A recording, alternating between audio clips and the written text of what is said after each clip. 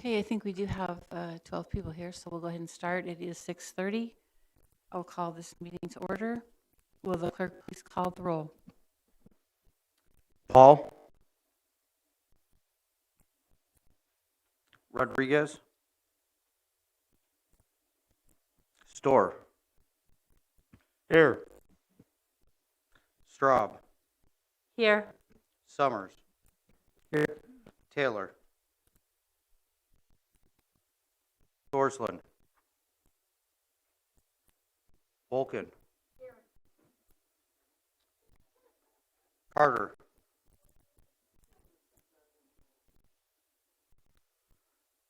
Cowart. Present. Esri. Here. Furtado. Here. Goss. Here. Harper. Here. Humphrey. King. Here. Lakshan. Here. McGuire. Here. Michaels. Here. Pasalacqua. Patterson. Here. Okay, there's a quorum present and the meeting is called to order and proceeding. Next, we have the prayer for the evening. I'm going to share a thought from one of my personal heroes, Marie Curie, during this challenging time of decision making. She said, "There will never be a perfect solution, method, or answer." And this prayer from Ruth Haley Seaton: "O Holy One, I hear and say so many things, yet yours is the word I need to hear. Speak now and help me listen. Let it quiet me. Let it disturb me. Let it touch my soul. Let it break my pride. Let it shrink my certainties. Let it enlarge my wonder. Amen." Would you please rise for the Pledge of Allegiance?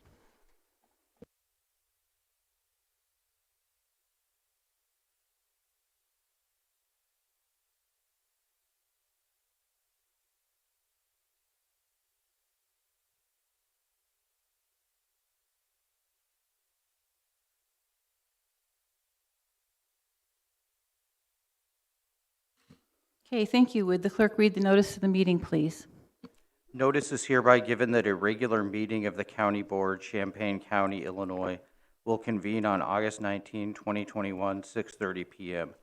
in the Shields Carter Meeting Room, Brookings Administrative Center, 1776 East Washington Street, Urbana, Illinois, in said county for the purpose of allowing and ordering payments of claims against the county, receiving and acting upon matters of committees and such other matters as may be brought before said meeting, which said meeting shall continue in session from day to day until the completion of said business. Thank you.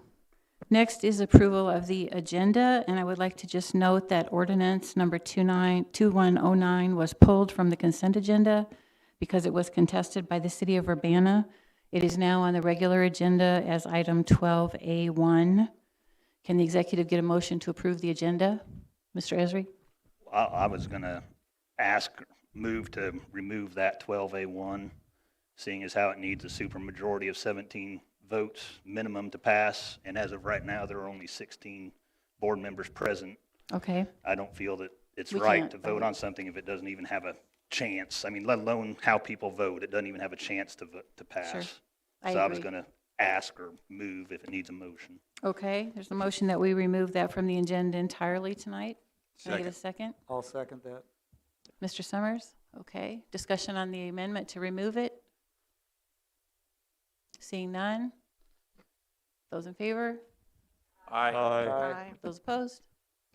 Okay, motion carries. Now can we approve the agenda with that removal? Mr. Goss? So moved. Ms. Michaels? Any further discussion?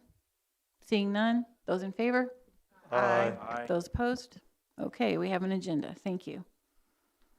Next is the date and time of regular meetings. Those are listed, the regular board committees and committee of the whole, county board meetings. I also want to give a reminder that there is an upcoming finance committee study sessions on the following dates. There will be one on community violence concerns Monday, August the 30th at 6 p.m. and one on affordable housing, Tuesday, August 31st at 6 p.m. We will be holding both of those virtually, so on Zoom. And there's also a third one on water issues, Thursday, September 9th at 5:30 p.m. before the ELEC meeting. And then also wanted to mention that there's 2 legislative budget hearings next week on the 23rd and 24th at 6 p.m. for our board members to hear and ask questions about the budget, which you have at your desk right now in front of you. Okay. Next is public participation. Excuse me, Darlene, Yes? can we have some clarification on whether or not those budget hearings are going to be virtual or in person? At the present time, they're planned for being in person.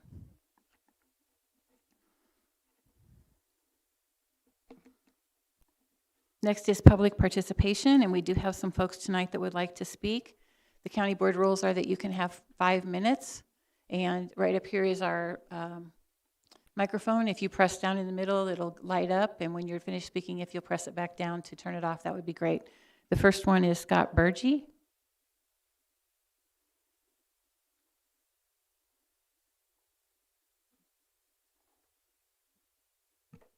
Am I on? Yeah. I will actually, I'm here tonight to address the item that was removed from the agenda. So I'm going to save my remarks until it's added back on the agenda. So that's all I have. Thank you. Okay, thank you. Next is Mr. Craig Wakefield.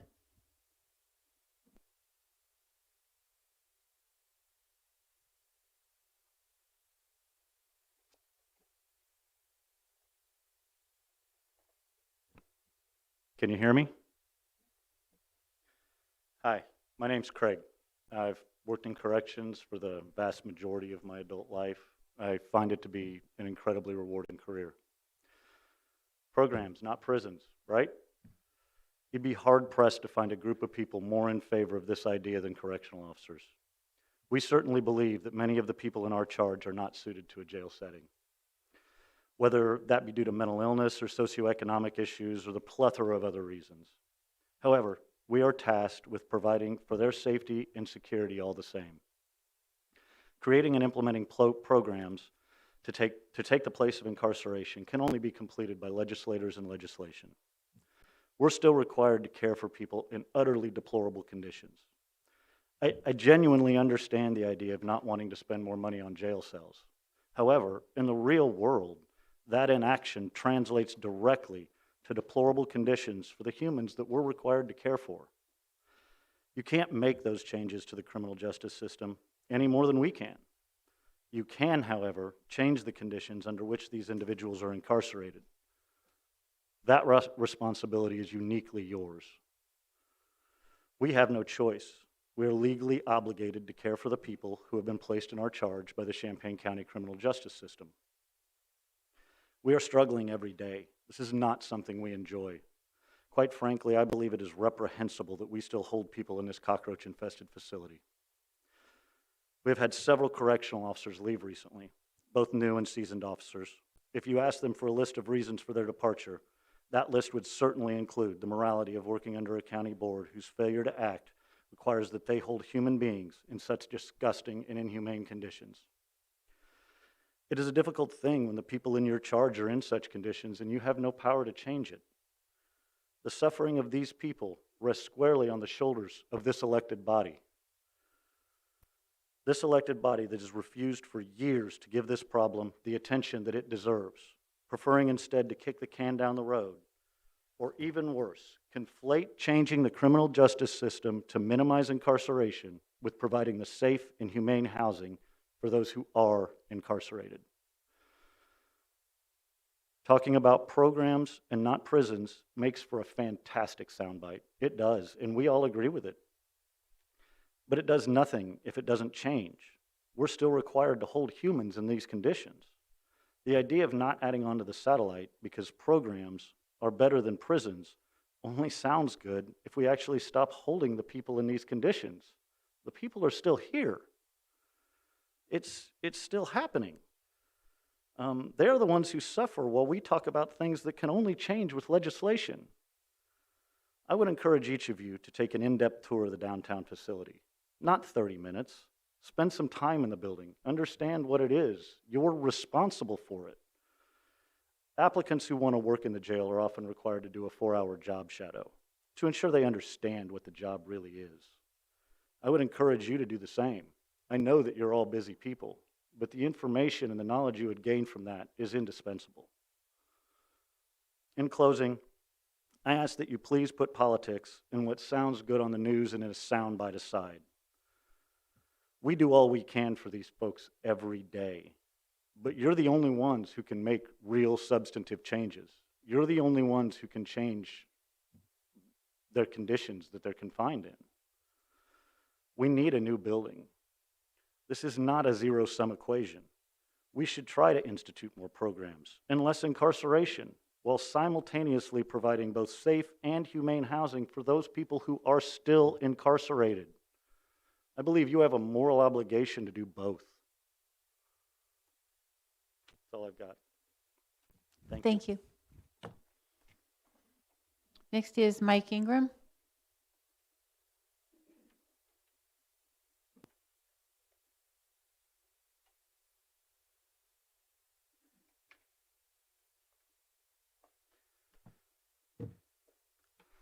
Hello, everybody. Nice to see everybody again. Couple quick things. Wearing my Champaign County Recorder hat, I'd like to remind everybody what I brought up at the last meeting, which was that there are scam deed letters going to all of your constituents on a fairly regular basis this summer.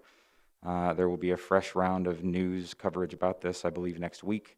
But I think it's important to let your constituents know that they can get their deed copy for free anytime from the recorder's office. Just because this is a fake company that's sending out letters that say that all they need to do is send this company $80 to $120 to get a copy of their deed. They're just trying to be the middle person, and if we can save our constituents money, that'd be great. The census data has begun to flow in, and I wanted to take note of a couple of different figures that I came across today when I was looking at it. The Champaign County population is at now 205,865, which is up from 201,081. That's a 2.4% increase, which is pretty impressive. A lot of the states, counties, the more rural ones in particular, saw losses. But City of Champaign, Mahomet, and a couple of others really saw some large increases. Also, to change hats over to my hat that I wear as the vice chair of the Champaign County Democratic Party, I do have to say that I was a little bit upset to not see the nomination that has been put forth by the Central Committee to fill the District 11 vacancy. And as I understand it from listening, there are some objections from the executive that are a little bit confusing to me. One being that it is not proper for a township assessor to serve on the county board. So I would like to read really quickly from 50 ILCS 110/2 that says, in the Illinois law, it is lawful for any person to hold the office of county board member and the office of township assessor or town clerk simultaneously in counties of less than 300,000 population. As a reminder, our population is 205,865 as of this census. And as a note, if I got my information correctly from some past News Gazette articles, former county board member John Jay was also serving as the Mahomet Township Supervisor while being on the county board, and I believe Linda Cross was serving as the City of Champaign Supervisor while also being on the county board. There was also some question about somehow the process that was involved here. So I would like to clarify that the Central Committee sent specifically just to the District 11 Precinct Committee persons 4 separate emails solely to those PCs. And I can provide anybody with screenshots that would like to see those. On top of the notices, on top of those, there were notices sent to all PCs and to the mailing list that the county party maintains to solicit applicants. There were 9 social media posts, several personal connections, and lots of reaching out to try to find other applicants. That's far more than I've ever seen from the executive's office for any vacancy that I've ever seen the executive be tasked with appointing. Meanwhile, the executive laments that there was only 1 applicant, which sometimes we can get 0. This is an executive who sued the county board under the guise that the appointment process, as previously executed, was done poorly, yet here we are doing the literal same thing that was previously cited as problematic by way of circumventing the will of the Central Committee and its precinct committee persons. I wish we had 10 nominations, honestly. I reached out to 6 different people that I know that lived in District 11. I think we all know from every single vacancy that we have that finding people to serve publicly is very hard. That happens quite a lot. But I would like to make sure that the full county board is aware that the Central Committee did its due diligence and would like you to uphold this recommendation of Wayne Williams for that seat, pesky as he may sometimes be. And if there's apparently some new magical nominee that the executive has been able to find, maybe that nominee can fill one of the other many vacancies that she's been unable to fill. Thanks. Is there any other public that wishes to speak this evening? Seeing none, the public participation is closed, and we'll move on to a presentation this evening. Kathy is going to do it. Is Delitzo here as well? Yep. Okay. Delitzo Sulamoyo and Kathy from the Regional Planning Commission will be talking about some of the resources and programs that are in the county for people to receive different kinds of services. They're doing this as part of what potentially could be funded through ARPA, the American Rescue Plan Act. And these are programs that are already in existence that they're aware of that we might want to be aware of as well. So thanks for coming tonight, Delitzo and Kathy. Thank you, Madam County Executive and honorable members of the County Board for inviting us this evening to present to you the funding that the Regional Planning Commission either has received or is in the midst of administering on behalf of our county to address the COVID-19 pandemic.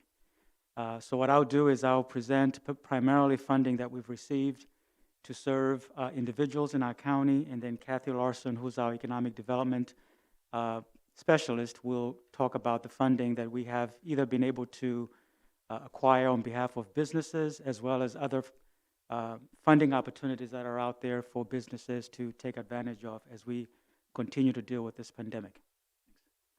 So in total, the Champaign County Regional Planning Commission has received a little over $20 million in funding from the federal government. But what I'll do is I will primarily focus on 2 of our divisions and the funding that they've received and what services they've been able to provide to individuals. So starting with our Community Services Division, that division has received a total of $17,033,056. This is all funding, again, related to COVID-19. With that funding, so the first one I'll highlight, which most of you are familiar with, would be the funding we received from the Department of Treasury to provide emergency rental assistance.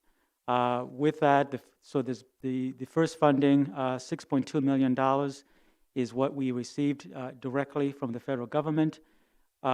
We started providing services in February, and we've been able to assist a total of 1,251 households as of August 6th. The total amount of funding that has been spent on client benefits, and that is providing the assistance to the individuals that have come to us seeking help either with rent as well as utilities, which includes gas, water, sewer, has been about $3,476,946. And so based on the budget that we have for this particular round of funding, a total of $5,594,000 is what will be allocated directly to assisting households in Champaign County with emergency rental assistance. Next. We also received a second round of funding to provide, again, emergency rental assistance. This, again, is assisting households that have been financially impacted due to the pandemic. We are assisting households that are at not exceeding 80% area median income. And in Champaign County, for a household with 4 individuals, that's about $66,000 a year. We have not started to spend those funds. We are hopefully about to launch the spending of this second round of funding.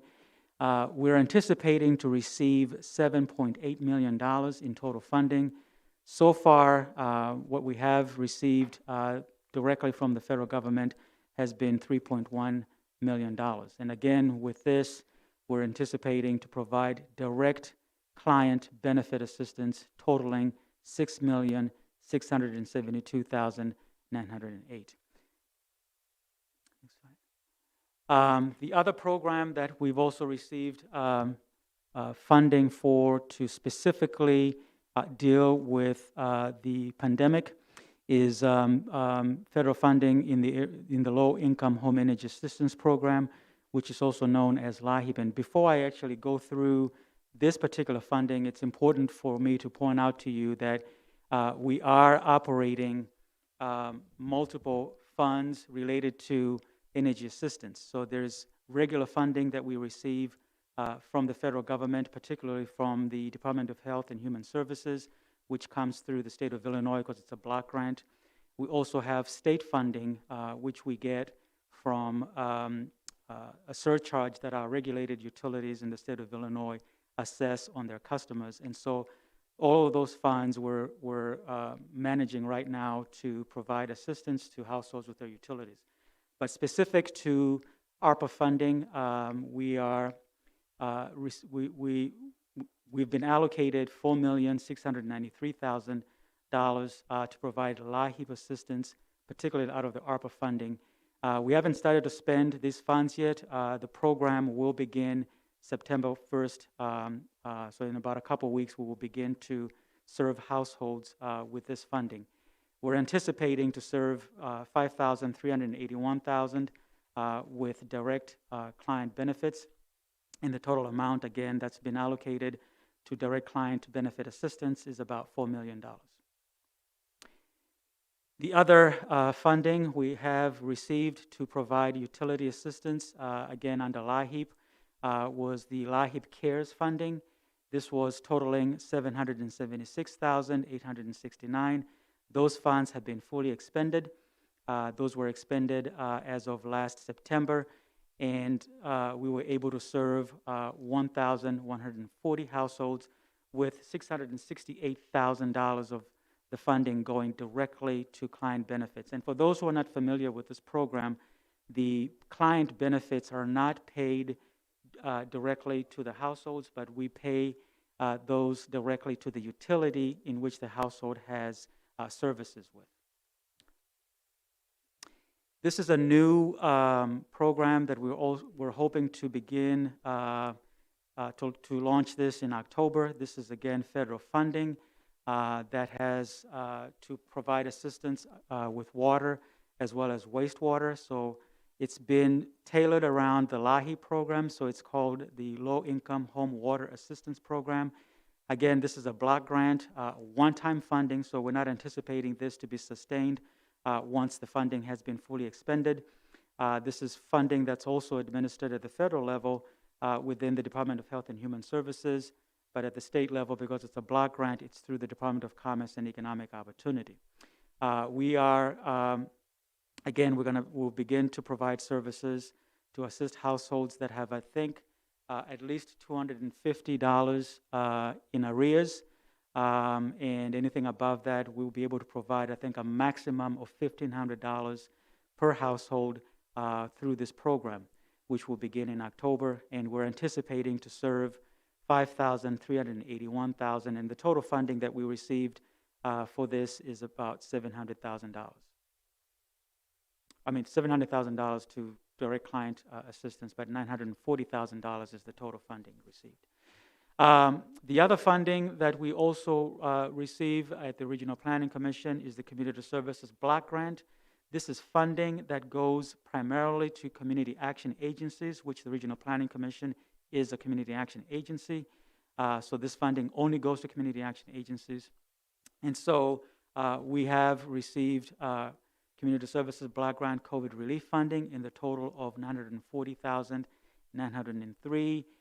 We have been able to provide various programs which have included mortgage assistance, power and water bills. So you can see, even though the other funding that I have highlighted, there's been some overlap in terms of what we've been able to provide in terms of assistance.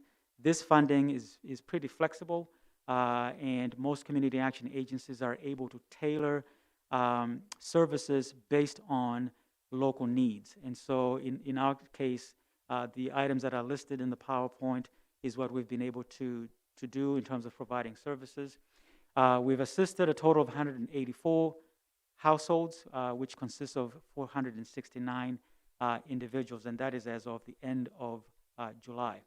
Total funds expended on direct client benefits has been $255,795. The other funding that has been received in our Community Services Division has been COVID-19 emergency lodging funding. These are state funds, and we've been able to assist individuals experiencing homelessness in Champaign County. The program has also supported expanded emergency shelter for the Regional Planning Commission's emergency shelter for families with children. And we have been able to serve this was as of last year of September, we served a total of 270 individuals, and these funds have also been fully expended. The other funding, and this is federal funding, that's again specific to COVID, has been our tenant-based rental assistance program. The total funding for this was $170,000, and again, this was to provide short-term rent subsidies to households that have been financially impacted by COVID.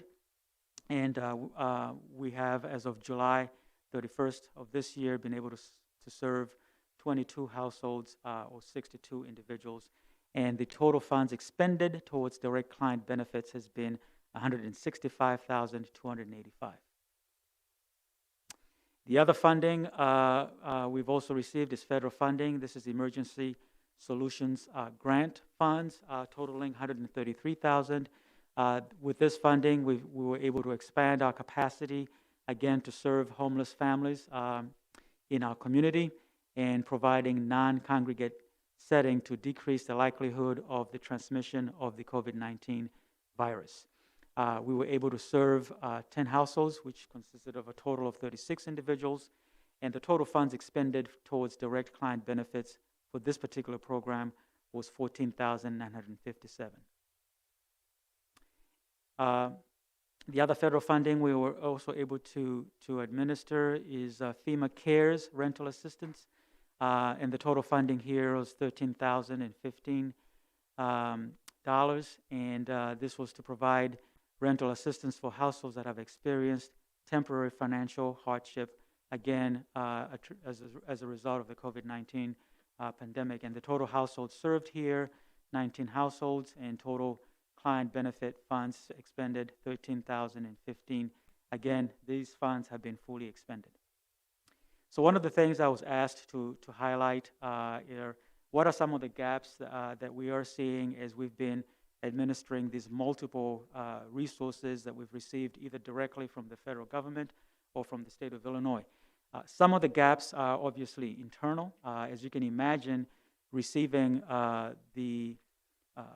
quite a bit of funding, and then given the environment that we're operating as an organization, and I'm sure some of you are experiencing the same issue, is our ability to find staff to actually work and provide these services. So that's more of an internal gap, not necessarily a community issue. But one of the things that I think we're anticipating that could be a challenge for some of the households, particularly those that we have served with our community services block grant funding. So typically, the community services block grant funding, we are able to serve households that are up to 125% of poverty. This income eligibility level was raised temporarily due to COVID, but particularly with the community services block grant funding that I highlighted earlier that we were able to receive to focus on the COVID pandemic. Well, that income eligibility is going to go back was raised temporarily to 200% of poverty, which is a household of four, making about $53,000 a year. Once that goes back to 125% of poverty, we will probably not be able to serve any households that are making above that 125% of poverty. So that could be a potential gap in services that could come about as a result of that income eligibility sunsetting this, I think it's this October. The other thing that I've also been shared with by our Director of Community Services in terms of what her and her team are seeing in the community as we've been providing services is that the lack of county-wide transportation and out-of-county or in-state transportation options to support individuals that need medical health or substance abuse treatment, or connecting those individuals to a homeless shelter. So this seems to be, this transportation issue seems to be one of the areas I believe that our Community Services Division has been able to observe as we have been engaged in providing services in the community. The other division that we are also providing or have received COVID-related funding has been our Early Childhood Education Division, which most of you know is where we provide our Head Start services, where we're serving birth to 5-year-old. And so the total funding received within that division has been $2,133,395, and this is all COVID-related funding. So the first part that I want to highlight would be the American Rescue Plan. Again, one-time funding that has been provided to us, totaling $796,869. The funding period for this is April 1st of 2021, and we would have to have fully expended these funds by March 31st, 2023. Some of the things that we are going to be focusing on with these funds is to support kindergarten readiness, focusing our services with children that have disabilities, as well as children that are experiencing food or housing insecurity. And then any children that were not able to receive in-person services this program year as a result of COVID would be part of the focus with this funding. We will be able to utilize majority of the funds to pay personnel wages as well as benefits, because part of our program, so we get federal funding, but we also get state funding from the Illinois State Board of Education. And based on our program design, with some of our services, we're able to get reimbursement from the state.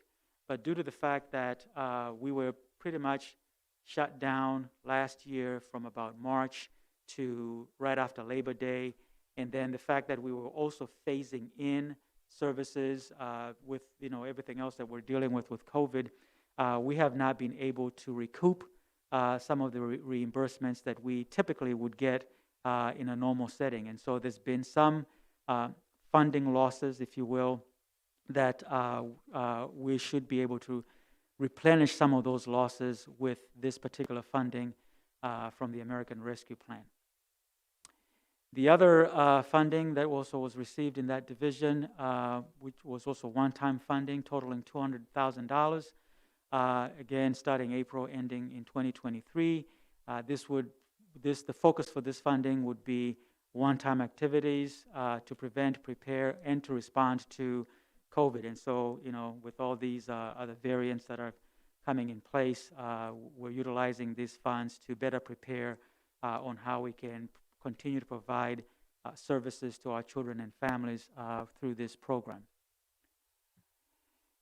We also received funding from the state, Governor's Emergency Education Relief Funding, totaling $29,000. This funding, again, is one-time for activities to prepare for and to respond to the COVID-19 pandemic. Our focus here will be to utilize the funds to create remote learning kits and purchase additional personal protective equipment and supplies for our staff as well as for our children. And we're anticipating to serve with this particular funding 307,000 children. CARES funding that we also received for Head Start, this totaled $588,000. And again, we operate both Head Start as well as Early Head Start. So Head Start would be 3-year-olds to 5.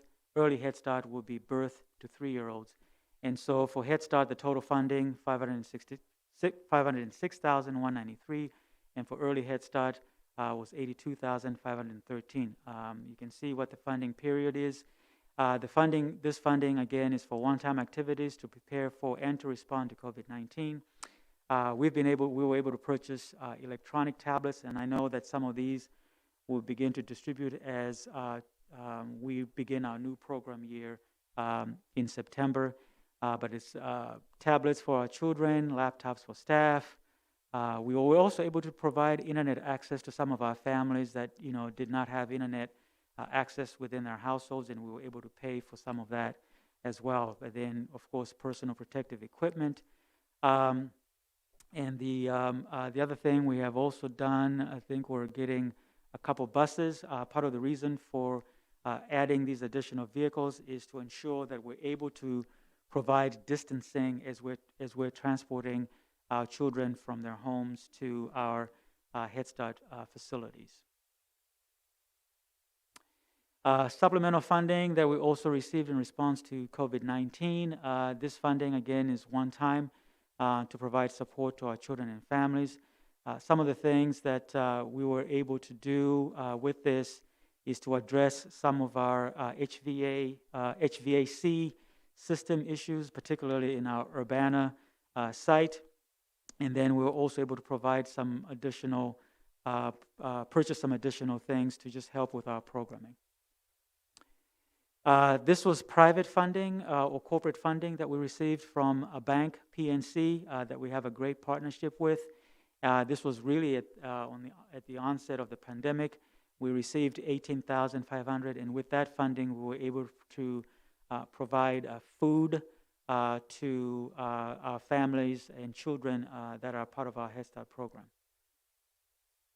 So in terms of gaps, again, some of these gaps are more internal to our operations, but we're foreseeing that the cost of food and non-food supplies has increased, and our program has not received reimbursement for all the costs that we have incurred, particularly over the last year and a half.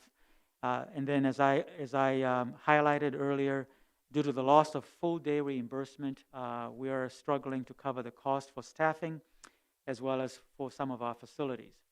And then, again, I won't, the issue of staffing is an ongoing issue for us, particularly in this environment.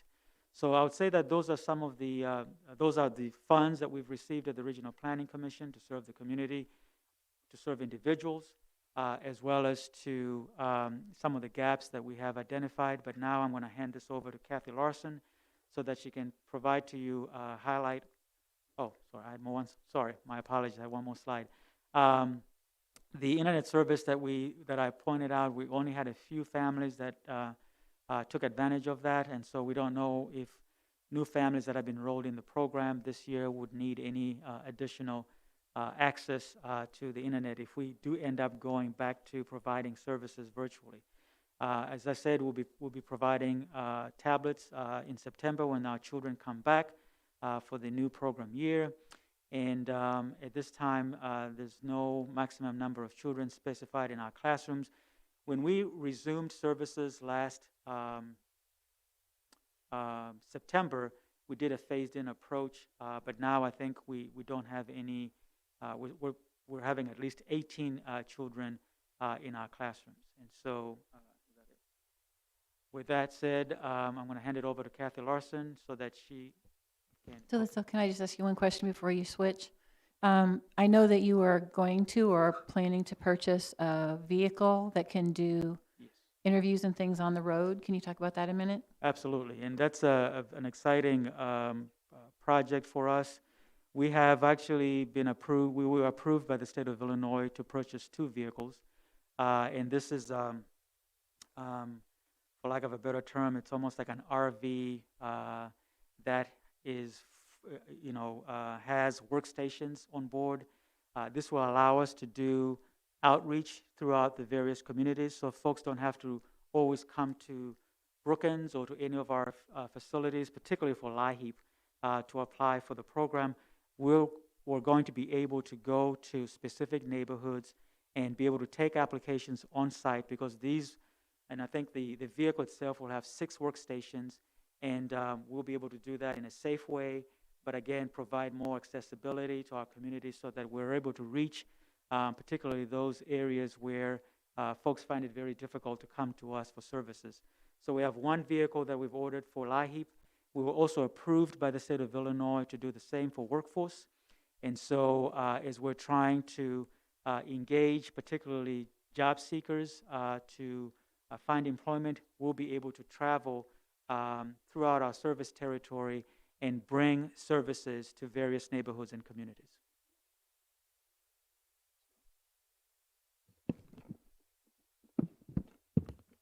Madam Chair, or Madam Executive? Did you have a question, Mr. Storr? Did you want to ask him a question? Sure, Yes, please. go ahead. Yes, please.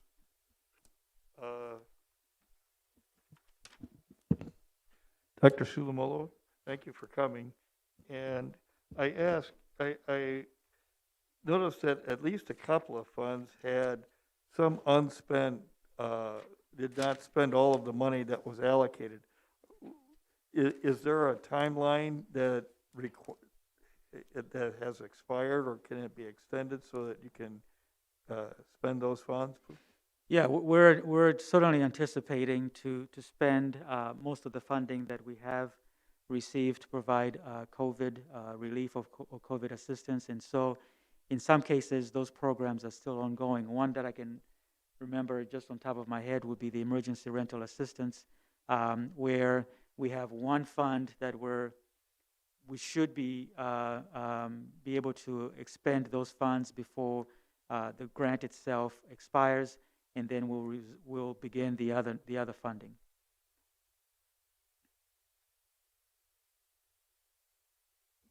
Oh, thank you. Go ahead, Kathy, thank you. Okay. Regarding the business services Let me follow. I applaud your initiative in going out and taking a vehicle out to neighborhoods to sign people up. I think that's terrific, and I applaud your the folks that are doing this. Thank you. Excuse me for interrupting, Ms. Larson. Well, no, thank you so much, Dr. Storr. And I think before I hand it over to Kathy, I just wanted to say that the county board, I think you should be very proud of the work that our staff have been doing. And I want to highlight, particularly the 2 divisions that have been directly engaging with the public in providing services. Our LIHEAP staff, as many of you know, we started providing in-person services last July. And I'll say that most agencies that administer LIHEAP in the state of Illinois were not doing that. And so our staff were on the front lines doing this directly. And as a result, and I know the county executive is aware of this, our program here in Champaign County has been highlighted by the state of Illinois as one of the leading programs in the state. So that is out of 35 agencies in the state of Illinois that has done a tremendous job of actually reaching out and providing services directly to households. So, thank you. Ms. Carter, did you have a question? I just had a comment. I just wanted to also piggyback off of Dr. Storr's comment, because being a single parent in Champaign County, that's one thing that I can definitely say, that the regional planning has helped me and so many other people in this community. And I just want to thank you for that hard work, for always thinking of the little people. Everybody, especially now, are not financially stable. So to see the amount of money that are put into these funds are very impressive. So thank you so much. Thank you so much, Ms. Carter. Thank you. regarding business funding that we received at the RPC to help businesses directly. We received $171,000 directly to help the businesses. The first program that we had available was last year, April through June timeline. It was a pretty short timeline for applications. It was a state program called Layoff Aversion Funding that was available through our workforce investment areas. And so we have 5 counties in our workforce investment area. Businesses could apply for funding up to $50,000 per business to help avoid laying off their employees. So whether that means changing the environment that they work in and providing barriers or social distance, or cleaning, or to provide equipment so that they can continue working either on-site or remotely. Those were the purposes for what we could fund under this program. We received over 100 different inquiries about this program, and we ended up with 20 total completed applications. The state approved 12 of those, and the services that were provided by those businesses included health services, legal, recreation, food, and professional services. Among those 12 businesses, they had 207 employees at the time, and the total jobs saved through this program were 90 jobs, with total wages for each year would be $3.4 million. So we received $146,000 for that program. The second program we were able to help consider helping businesses was, again, a state program. It's called the Downstate Small Business Stabilization Program. This program was designed for communities that do not receive HUD entitlement dollars. So in Champaign County, that would be outside of Champaign, Urbana, and Rantoul.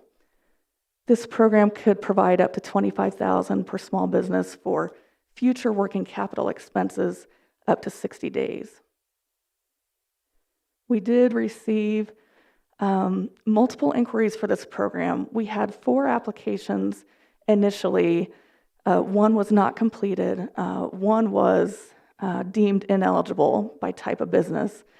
And we did have 2 completed applications that we submitted to the state, and the state decided to approve one, and that is actually still in process to receive those funds, but it has been approved. It's a publishing company locally with 12 employees, and 5 jobs were assisted by this program. Another thing that we offered for businesses last year when the pandemic first started especially, we have many clients in our loan program.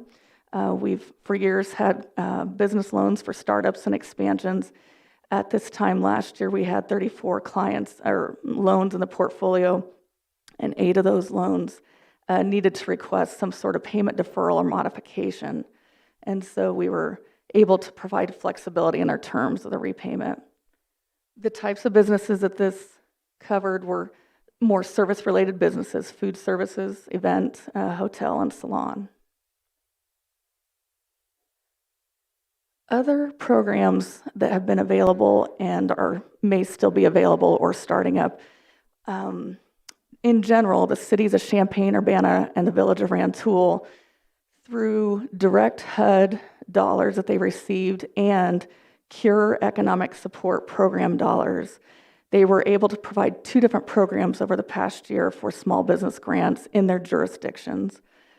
So that is something that has happened and is no longer available. The state has also had additional programs available. Currently, this week, there's a Back to Business grant program that's starting up to $150,000 per business if they can show that they lost revenue last year from the pandemic. That's actually similar to the Business Interruption Grant Program that had at least 2 phases this past year.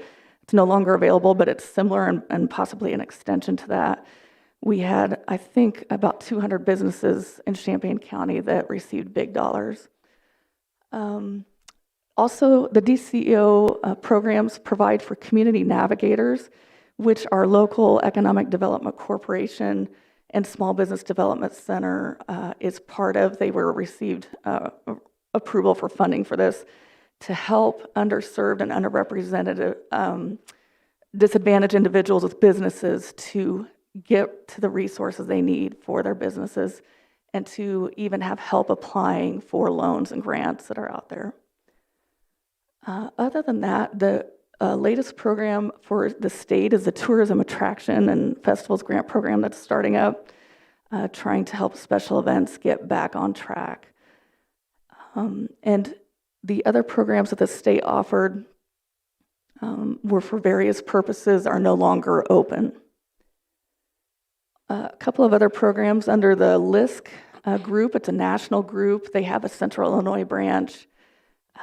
They had a couple of opportunities to provide small business grants to women and minority business owners, especially, and rural businesses, a little more competitive areas for their funding. Also, the Small Business Development Center was able to, as I mentioned, receive the Community Navigator Program dollars recently, so they're providing even more assistance to work with businesses to get to funding sources. And they also had a DreamX CU partnership where they could provide microloans to immigrant business owners. The Small Business Administration is another resource for businesses, a federal agency. Traditionally, they have loans that they back through banks, but they also had, especially in this past year, grant program options and direct loans through SBA. There was some loan forgiveness and some grant option available through some of these. They also have a Community Navigator program as well. And the U of I Research Park, in partnership with others, has applied for funding for that to reach out to disadvantaged businesses and underrepresented individuals to apply for funding. The other program on the SBA list that is currently still open is the EIDLE loan program, and I think that's open through the end of the year.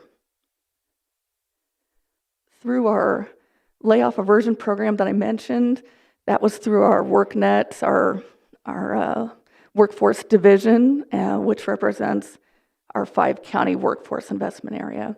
And they also, regardless of the pandemic, have employee training programs and various funds to help businesses with training employees. Other agencies out there that have capacity building programs to apply for that are not for businesses directly, but for communities, if they're eligible to consider applying for to develop infrastructure to support businesses, are the Economic Development Administration and the U.S. Department of Agriculture. Some of the agencies in our county that directly advocate and help businesses and try to get them connected and provide training are on this list. The Champaign County Economic Development Corporation advocates for economic development and the businesses, and they house the Illinois Small Business Development Center. The SBDC does one-on-one work on a regular basis to provide assistance for startups and expansions, and especially to access applications for these funds that have been available. The chambers and the business associations are also very active in advocating and providing connection and training and resources.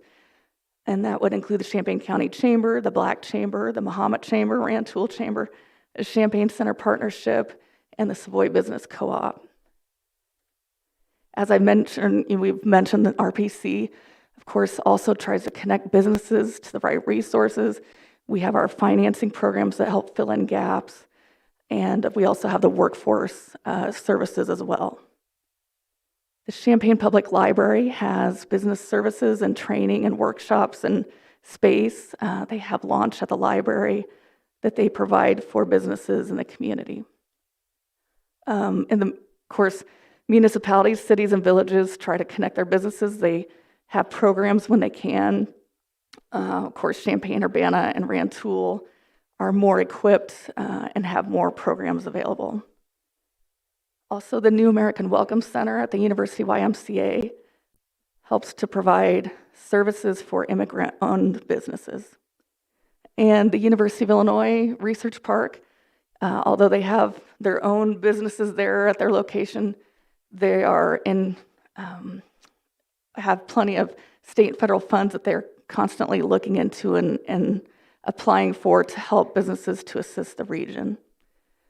Also, our Convention and Visitors Bureau, the Visit Champaign County group, assists all of the businesses as much as they can as far as resources and advocacy and connections regarding travel and tourism. And that's an overview for the business assistance.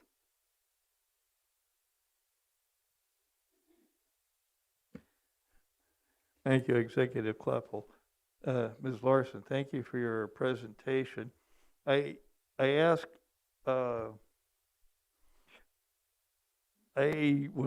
visit any number of small businesses and ask them if they are aware of some of the ways that they might be able to apply for assistance.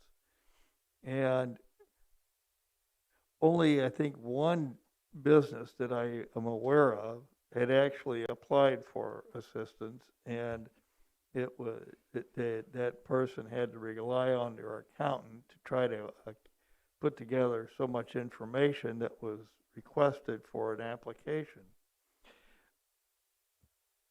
Other businesses were unaware, including in the hospitality industry, are unaware of assistance. I asked a couple of questions. One, is this assistance still available, and how do people find out about it? Yes, so currently, the state programs of Back to Business Grant just started this week. That's currently available. And the Tourism Attraction and Festival Grant Program is available. The SBA EIDL program is still available for loans. And as far as finding out, there are a variety of ways. Each of the agencies that I mentioned from that list, we've each been trying to let our clients know. The EDC does press releases and notices to the public as well. And so each of our agencies is trying to reach out to their own contacts and network of clients and businesses that might be able to benefit from this. I'd be real curious who they might actually, who I could actually refer them to. If I may just add on what Kathy said, with one of the funding that she highlighted, there are organizations within our community that have relationships with businesses that will not only provide information, but in some respects will function as navigators to help businesses apply for some of the funding that's being made available. For instance, I think you mentioned the EDC, but I also know the Chamber is part of that same funding opportunity that's been allocated to the SBDC. If I may ask, some of the people that, especially that I run into, are work multiple jobs, they may be like gig work. They work a few hours here for this client and a few hours there for that client and another client and another client.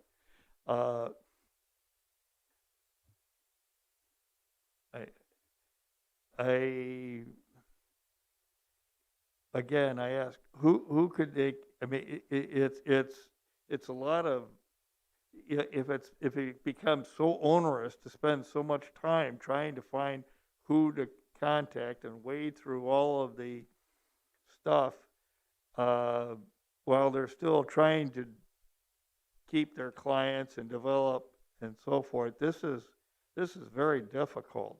And is there somebody in the RPC or in our community that they might contact directly who is so knowledgeable that they could fairly quickly help these folks, and then they can decide whether they want to spend the amount of time they need to get all the records together, which I might point out apparently was so involved that one person I talked to said that they had to actually get their accountant to put all the stuff together. One central point of contact would be this SBDC. I believe the website is cusbdc.org, and they would be a first contact that you could just reach out to for assistance on these applications. Is that a local? Yes. Yeah, they have an office in Champaign. And where are they physically located? Yeah, they're over on Neal Street. I think it's 1817 South Neal. I'd have to double check that number on the street. But yeah. So SBDC could be a first point of contact. Depending on the situation, some businesses already work with other agencies. For example, if they're a chamber member, they may just contact the chamber contact that they have. But in general, if someone doesn't already have a contact, they can reach out to SBDC. They can always reach out to me and I can get them connected to the right resources, which I do as well. So it's a variety of us that people can reach out to, but just to recommend one would be this SBDC. Ms. Thank you. Carter. Thank you. Thank you. Yeah, I was wondering if I can see that first slide again with the business, the numbers. You said 206 or 207 jobs saved and four. This one? Mm-hmm. Okay. Okay. And then the business applicants for the grant. No, the numbers. You said it was 2 that applied and 1 that got approved? Oh, the downstate. Yeah. And so my question is, those numbers are kind of low. And I think I mentioned this before as far as the application process. How do you go about your application process? Because, I mean, that, just talking to other business owners, it's not that they didn't need the help. It was the process of getting the information that you guys need submitted. So can you explain that to me? Like, how is that process done? Yes, so the process is different for every program. In the case of this downstate small business stabilization program, it was a very lengthy process with public hearings required, a pretty big application packet that's needed for this program. And at the same time, though, most of the businesses that we received requests from for this program ended up getting other sources of funding to get them through, like the Paycheck Protection Program or the EIDL loan, or even the big grants. So this option was less available because it's for businesses outside of city limits of Champaign-Urbana and Rantoul. So county businesses, some communities tried to help businesses consider applying, like Mahomet and Philo and others tried to see if they could directly apply for this funding. Ultimately, businesses in this case went to other sources. The layoff aversion, that was a short application. That was probably a 2-page application with some narrative required. And so we were processing those as fast as we could. And we try to, with every application that we coordinate, we try to make sure we help them fill in whatever is necessary and ask specific questions to get the information the most efficient way possible so that it's not wasting any time. If there's anything missing, we try to respond immediately with what else they needed to complete the application. Other programs on the list out there, SBDC was really working hard to, and of course the chambers as well, all these groups and the New American Welcome Center, they're just trying to help each client that they had come to them apply for the funding and determine if they're eligible. A lot of the first discussion was determining eligibility. Mm-hmm.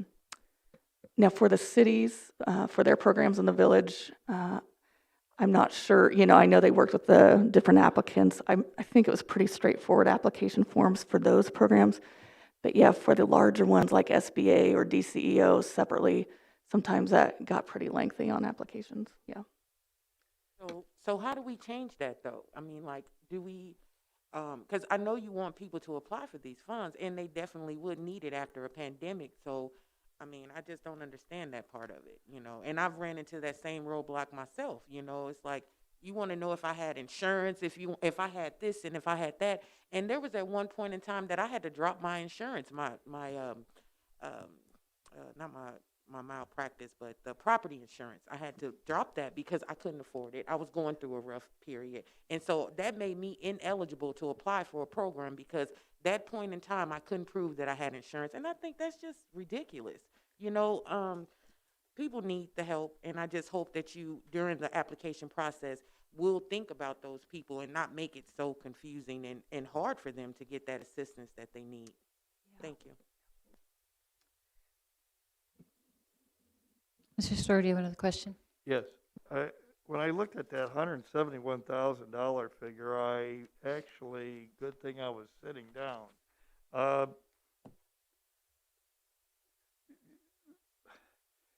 businesses may pay as much as $5,000 or more, or for rent per month, and I, a business of that size might be able to afford to hire somebody to do some stuff. But as Ms. Carter was saying, good heavens, somebody that's scrambling to get here to here to here to kind of get a few gigs in, asking them to fill out a mountain of paperwork and provide a number of records. And I'm going through that myself with my own little, with the mental health nonprofit. It's asking a lot. I mean, a whole bunch. I mean, if they said, hey, bring in your last 2 years of tax, stuff, well, I can find that pretty quick. But this other stuff, I mean, requiring so much makes it a deterrent. A deterrent. Madam Mr. Kleppel? McGuire, did you have a question? Thank you. I have a few questions. Delitzo and Kathy, thank you for coming in the presentation that you gave us on what is a pretty broad number of programs, $17 million for ARPA funding. I think that the staff at RPC are well-trained. They do a fantastic job. They follow up. They follow up on the reporting requirements about the program. And obviously, I think we're here to hear what money you're spending in the county so that we might better spend our money and not duplicate those resources. But RPC actually has a larger budget than that. I'll ask you questions about those in a second. But one of the things you do is report to these federal agencies and account for every dollar. In my understanding, for ARPA funding, there's a requirement that you don't fund programs that may not be successful. And that's why they ask for that documentation to ensure that the money is spent appropriately, something RPC's been doing well for a long period of time.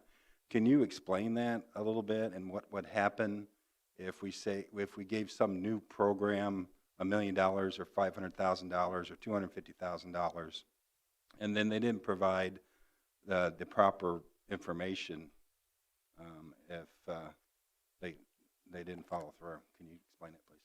I'm going to have to defer to Kathy because she's our ARPA specialist. Thank you. Depending on the program, again, there's different sources of the funds, so different requirements. In some cases, if you don't fulfill the requirement of staying in business, for example, for 60 days for the downstate small business stabilization and reporting quarterly after that, technically they would like the funds returned to the state, returned to the county first, then to the state. So it just depends on the program. There's usually a clawback component where if certain things are not able to be fulfilled, then technically the funding could be requested back. Of course, too, if in some cases, if we're reporting on information that hasn't been submitted, we may have findings at the RPC if some of that information is missing, if it's not being provided. In general, some of these programs for COVID have been a little more flexible than normal time periods where there's an understanding that some, for example, businesses may not make it in the long run, but there are a variety of implications if we don't receive the information needed. Something that you alluded to, I think, in your statement before you asked the question, in terms of the funding that the RPC has received in total to, provide COVID relief. As I highlighted, I think in some of the programs, this is one-time funding. And so in some cases, some of those funds have been fully expended, and we're no longer providing those particular services. And so there may be a period of, either overlap or gap in terms of what the county board is trying to do with what we have received, and maybe that those funds have not been extended past, whatever the deadline is for those funds to be expended.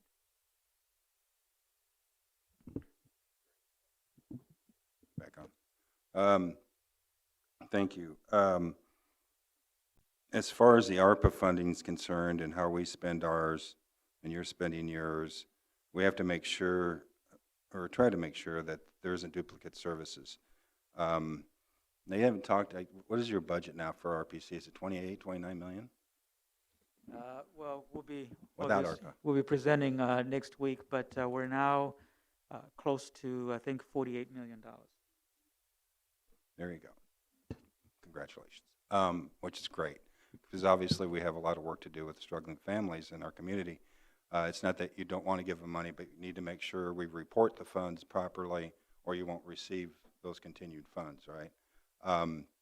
And duplication. There's in communication, an organization that wants a substantial amount of money to do home reconstruction, which I think is something RPC does, at least windows and doors and insulation. So that might be a duplication. The second part of this is, you mentioned Head Start, and because people bring up here at the county board, why don't we spend money on this? Why don't we do this? And there's a misnomer, I think, because we don't understand all the programs that RPC does. We start with Head Start. We got these Youth Assessment Center, your reentry program, See You at Home, job programs. Can you highlight some of those? I don't think that that you spend that direct responsibility for some of these programs, but like at Head Start, where we had it listed here, there are wraparound services for mental health, families that need help, all those sorts of things to help these families. They go through the system. Would you like to discuss that a little bit, please? Yeah, but maybe what I could do too is just to say, for instance, and I hope I'll be able to answer your question this way. Let me pick a program that I have expertise in, which is the LIHEAP program. And with LIHEAP, so we have an income eligibility criteria, meaning there's a income level that we're supposed to serve with that program. And I'll say that the funding that we get from both the federal government as well as from the state is not enough for us to serve the entire eligible population. So if you look at the 200% of poverty, for instance, they may say that in Champaign County we have, I'm just going to pick a number, 2,000 households that are at that income eligibility level. But with the funding that we get, we may only be able to serve maybe, 40% of that. So what I wanted to say is that I think even though we have all these funds, we don't always serve 100% of the eligible population that we're supposed to serve with those funds for various reasons. Sometimes we have folks that don't want to come in for assistance for whatever reasons. We do our best to market all of our programs, but again, and I know the county executive is familiar with this, we're not able to serve 100% of the eligible population that we are supposed to serve with some of our funding. But you're right, there's some overlap in terms of, you mentioned wraparound services. Again, I'm not an expert on this, so I'm going to have to defer to Lisa Benson when she comes in, I think on the 31st.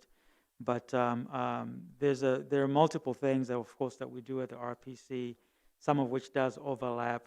But, we're not able to address every need that this community has, for sure. Right. I'm happy, though, that RPC does such a great job.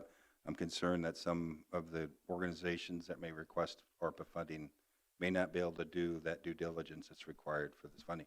I also had a question about rental assistance, because it's been brought to me by apartment owners, that they will actually come and ask for the paperwork so that their tenant can fill it out so they can get paid, and the tenant won't fill it out. Now, we were just talking about regulation and the responsibility of the people there.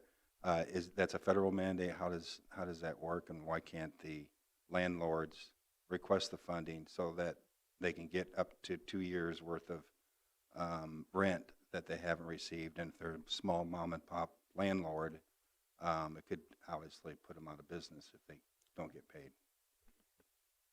Yeah, that's also been, of course, a challenge. I think, understanding the need, for the moratoriums, but to some extent, I think that, was challenging for folks who actually come in for assistance. And I think it's a messaging and communication issue, because even if you have a moratorium in place, it doesn't necessarily mean that you're not piling up arrears with your rent. But all we can do, I think, of course, this is a federally funded program. What we've been able to do is have, landlord forums so that we can provide the necessary information to our landlords to help with doing the intake, if you will, so that their tenants are able to, apply for the rental assistance. But unfortunately, the tenant has to apply for the actual assistance. And so what we've been able to do is educate our landlords, what kind of documentation is needed so that they can, work with their tenants to come into the RPC and apply for the rental assistance. So Jim, if you have other questions about housing, we could probably, there's the affordable housing study session coming up on the 31st. Probably Lisa would be better suited to answer those on that night, if you don't mind. No, I was just going to say thank you for the report, and I will grill Lisa when she gets here. Thank you. Did you have a question? Yes, just real quick. You stated on October the 1st that the poverty line would be back to 125 or 125%. Do you think that that's going to happen, or you really do think that will happen? Because even though with the, I don't think people have bounced back that quick, from this pandemic. So I was wondering, where would that be listed as if that is approved on October 1st? Like, how can I find that out? Yeah, so that's at the federal level. There are some advocacy efforts to keep that eligibility extended to the 200%, because we know that even at 200% of poverty, people are definitely, struggling. And so there's some advocacy efforts, but that ruling is in it's in federal statute for it to sunset at the beginning of the new federal fiscal year.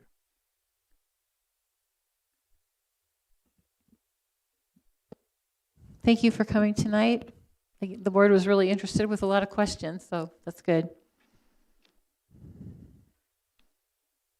Okay, next we move on our agenda to the consent agenda. Can I get a motion to approve the consent agenda? Ms. King? So moved.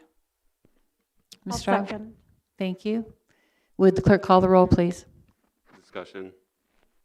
I don't think we discussed the consent agenda. We do, because that's when you remove items from the consent agenda. You want to remove another item from the consent agenda? No, I just had a question of clarification. Okay. The item that was objected to, was that for the training facility item? No, that was, the one that was objected to was item under the Standing Committee's Environment and Land Use. So I think it's, let's see, 11A1, 11A1, amending the ordinance, the zoning ordinance. Should be 12A1. Okay. I'm sorry. Did I say the wrong number? It's 11A1. It's the ordinance, the zoning ordinance. 12A1, okay. That's what I thought I said 12.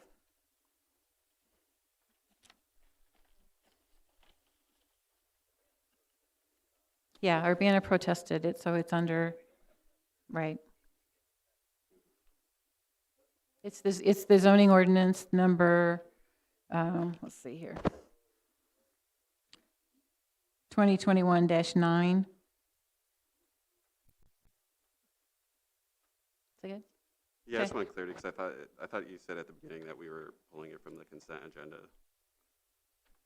But that one was just on the normal agenda, correct? That's yeah, Okay. that was, yeah. It was already removed from the consent agenda because they objected, and then you guys removed it from the regular agenda. Yeah. Okay. Moving on then, can we get a roll call on the consent agenda, please? Store, Yes. Straub, Yes. Summers, Yes. Taylor, Yes. Wolken. Carter, Yes. Cowart, Yes.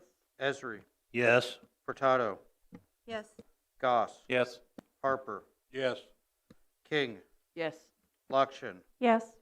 McGuire, Yes. Michaels, Yes. Patterson. Yes. Motion carries. Okay, moving on now to communications. Included in your packet are 5 letters from community organizations. Does any member of the board have another communication with regard to the business of the board?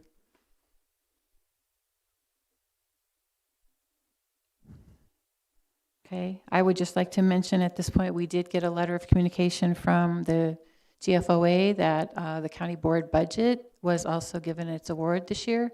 And thanks to Tammy for the budget. This would be for the 2021 budget that was prepared last year. They always look at our budgets and give the ones that are excellent awards, and Tammy's been getting awards for quite a while.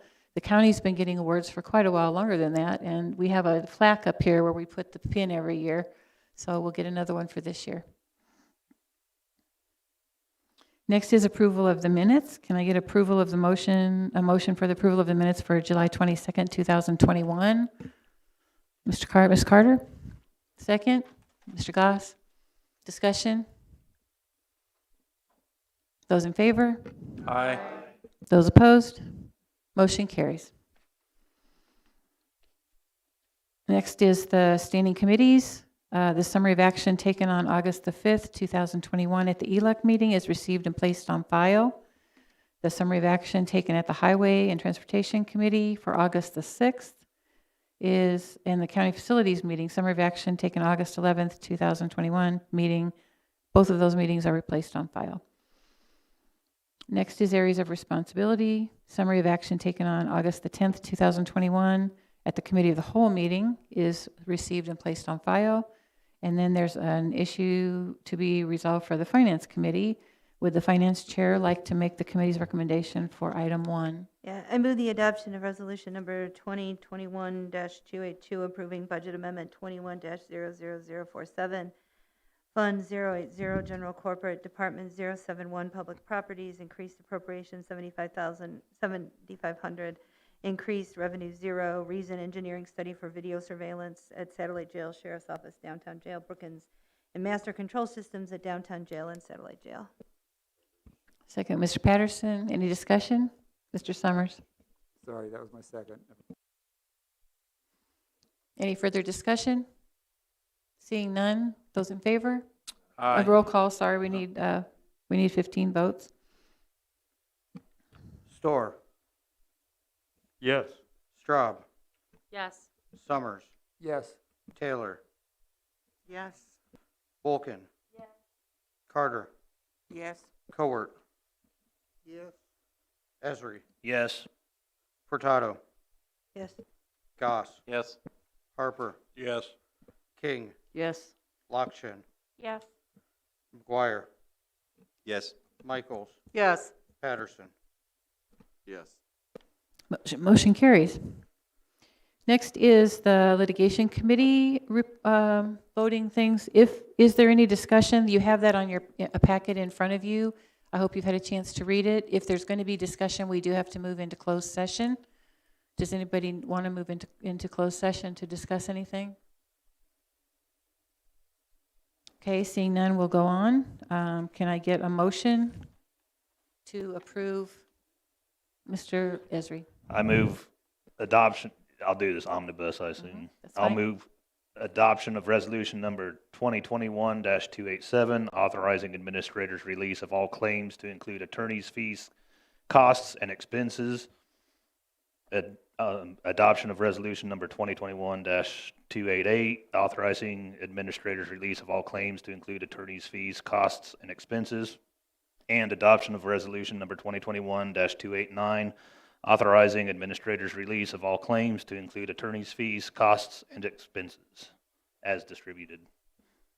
Second. Thank you. Ms. Michaels is seconding.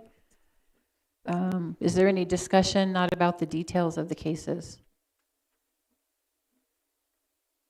Okay, seeing none, we need a roll call vote, please. Storr, Yes. Straub, Yes. Summers, Yes. Taylor, Yes. Wolkin. Carter, Yes. Cowart, Yes. Esri, Yes. Furtado, Yes. Goss, Yes. Harper, Yes. King, Yes. Lakshin, Yes. McGuire, Yes. Michaels, Yes. Patterson. Yes. Thank you. Motion carries. Moving on now to new business. The next resolution is for the budget amendment. Oh, I'm sorry. The budget amendments that would have to cover these litigations. These are the ones that actually need the roll call. So back to, do you want to make another motion for that, Mr. Esri? Sure, I'd be willing to. I move adoption of resolution number 2021-290, approving budget amendment 21-00050 from Fund 476, self-funded insurance, to Department 118, properties liability insurance, increased appropriations of $698,819, increased revenue $0. Reason, settlement of outstanding nursing home claims, estate of Lee Lorna, estate of Buchanan Verlin, and estate of Levitt Shirley. Second by Michaels. Any discussion on the budget amendment? Seeing none, we do need a roll call and 15 votes for this. Storr, Yes. Straub, Yes. Summers, Yes. Taylor, Yes. Thorsland, Wolkin. Carter, Yes. Cowart, Yes. Esri, Yes. Furtado, Yes. Goss, Yes. Harper, Yes. King, Yes. Lakshin, Yes. McGuire, Yes. Michaels, Yes. Patterson. Yes. Motion carries. Thank you. Can the executive get a motion for item B? Mr. Goss. I move adoption of resolution number 2021-283, approving budget amendment 21-00048 from Fund 075 Regional Planning Commission to Department 913 LIHWAP, increased appropriations of $854,826, increased revenue of $854,826. Thank you. Mr. Patterson seconds. Discussion on this item. Seeing none, we need to call the roll and we need 15 votes. Storr, Yes. Straub, Yes. Summers, Yes. Taylor, Yes. Wolkin. Carter, Yes. Cowart, Yes. Esri, Yes. Furtado, Yes. Goss, Yes. Harper, Yes. King, Yes. Lakshin, Yes. McGuire, Yes. Michaels, Patterson. Yes. That motion carries. Thank you. Next, we have a motion for item number C. Ms. Straub? Oh, I'm sorry, Ms. Lakshin. I can't read your name from clear. I move for the adoption of resolution number 2021-284, approving budget amendment 21-00049, Fund 080, General Corporate, Department 140, Correctional Center, increased appropriations of $40,000, increased revenue $0. Reason is funds needed for sign-on incentive pay for correctional officers hired in 2021 per County Board's approval of resolution. Need a second? Ms. Taylor? Second. Discussion on this item? Seeing none, will the clerk call the roll, please? Store, Yes. Straub, Yes. Summers, Yes. Taylor, Yes. Wolkin. Carter, Yes. Cowart, Yes. Esri, Yes. Furtado, Yes. Goss, Yes. Harper, Yes. King, Yes. Lockshin, Yes. McGuire, Yes. Michaels, Yes. Patterson. Yes. Motion carries. Can the executive get a motion for item number D? Ms. King? I move adoption of resolution number 2021-285, approving budget amendment 21-00052, Fund 080, General Corporate, Department 042 Coroner, increased appropriations $72,699, increased revenue $0. Reason, increase in regular full-time salaries to cover 2 additional deputy coroner positions through the end of fiscal year 21, and payout of benefit time for 3 full-time staff resignations since April of 2021. Increase in temporary wages for training new part-time autopsy technicians. Increase in overtime line item to cover 8 remaining holidays and regular overtime costs through the end of fiscal year 21. Thank you, Ms. Michaels. Any discussion on this item?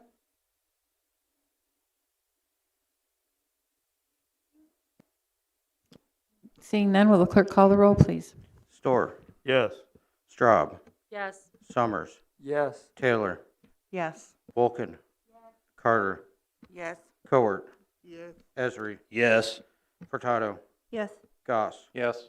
Harper, Yes. King, Yes. Lockshin, Yes. McGuire, Yes. Michaels, Yes. Patterson. Yes. Motion carries. Thank you.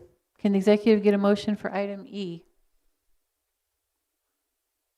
Ms. Straub, do you want to make a motion if I've missed you a couple times? Sure. Okay. Sorry, you're on the, I can't see over here very well. That's I understand. Adoption of resolution number 2021-286, approving budget amendment 21-00051, Fund 080, General Corporate, Department 036, Public Defender, increased appropriations $19,452, increased revenue 0. Reason, emergency budget amendment for an assistant public defender starting September 15th, 2021 at $33.25 per hour. Thank you. Can I get a second? Second, Carter. Sorry. Ms. Carter? Any discussion? Seeing none, will the clerk call the roll, please? Store, Yes. Straub, Yes. Summers, Yes. Taylor, Yes. Wolkin. Carter, Yes. Cowart, Yes. Esri, Yes. Furtado, Yes. Goss, Yes. Harper, Yes. King, Yes. Lockshin, Yes. McGuire, Yes. Michaels, Yes.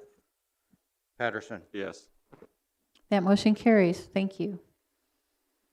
Is there any objection to doing omnibus motion for the next two, F and G? There's objection? Okay, no, okay, okay. We got, everybody wants to object, no, okay. Would somebody like to make a motion for an omnibus motion for those two? No. Go ahead, Ms. Carter. So, Adoption of resolution number 2021-280, authorizing payments of claims. And adoption of resolution number 2021-281, authorizing purchases not following purchasing policy. may I get a second? Mr. Patterson? Do you want, you want, okay. Lorraine, did you want to make a second? Okay, thank you. Any more discussion? Mr. Goss? Yeah, maybe somebody's going to cover this, but I don't quite understand on the overage or on the not following purchase policy why we've got a project at the courthouse out of the county bridge fund. If you look on the last page, it says emergency purchase at a county bridge for 55,000 for the courthouse. I'm not sure that's categorized correctly. Can I make what I think has happened is that it was project in process with a pipe, and then the court's automation fund has no dollar amount, right? Yeah. And I feel like, and it was also from May, and it almost seems like it didn't get completely, whatever the heck is going on with County Bridge description got put underneath whatever happened at the automation fund, and that the automation fund isn't even supposed to be on there. Yeah, I guess that's my question. Should we not correct that before we Yeah. approve I can this? ask the auditor to correct what those lines are supposed to say. I do agree that it's two lines combined there. There's some problem with where they're lining up. Would there be any problem of just not voting on this and just saving it till next month? No, we can do that. Would y'all, yeah, I would, people that made that motion, just be Okay. willing for us just to make the motion on the payment of claims Okay. and get Yeah, the I'd right prefer it was paperwork? correct.